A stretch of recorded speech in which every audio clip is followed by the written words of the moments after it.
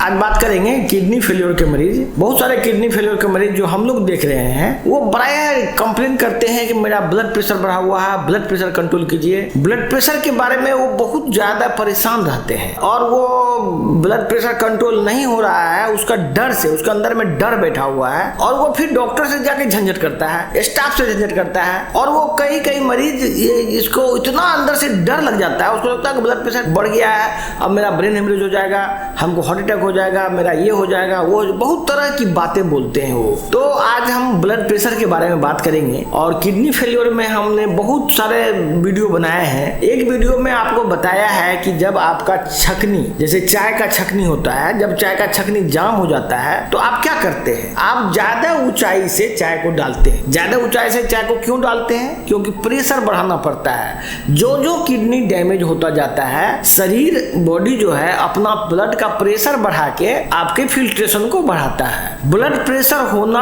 शरीर के लिए जरूरी है। यदि ब्लड प्रेशर नहीं बढ़ेगा तो किडनी और स्पीड में फेल होगा। ये बात तो हम लोग बताते हैं, लेकिन प्रायः जब वही आदमी एलोपैथिक में जाता है तो एलोपैथिक में उसको कहा जाता है कि ब्लड प्रेशर से किडनी फेल हो गया। हम लोग तो देखते हैं कि एक 6 साल का बच्चा, 6 साल के बच्चे को भी वो डॉक्टर बोलता है कि ब्लड प्रेशर की वजह से किडनी फेल गया, और डॉक्टर कोई आम डॉक्टर नहीं, एम्स में जाके बेचारा दिखाता है, पीजीआई चंडीगढ़ में दिखाता है, सीएमसी वेलोर में दिखाता है, वहां का डॉक्टर ये भाषा बोलता है। हमारा जो लोग वीडियो कोई डॉक्टर देख रहे हैं, यदि आप नेफ्रोलॉजिस्ट हैं या आप एमबीबीएस हैं और जर्नल्स पढ़ते हैं और रिसर्च में आपका इंटरेस्ट है, तो आप बहुत सारे रिसर्च पेपर में ये बात एस्टेब्लिश हो चुका है कि ब्लड प्रेशर कंट्रोल करना किडनी के मरीज के लिए हार्मफुल है। इवन ब्लड प्रेशर कंट्रोल करना हार्ट के मरीज के लिए हार्मफुल है। यदि आप ब्लड प्रेशर जितना अच्छा से कंट्रोल करेंगे उतना ही जल्दी मरीज किडनी फेलियर और हार्ट फेलियर का मरीज डिटोरिएट करते जाएगा, वो सीरियस होता चला जाएगा। ये बात रिसर्च में लिखा हुआ, ये सब हर एक किताब में लिखी हुई है। ये बात कोई किसी से छुपी हुई नहीं है। ये बात सिर्फ नेचुरोपैथी आयुर्वेद की नहीं है,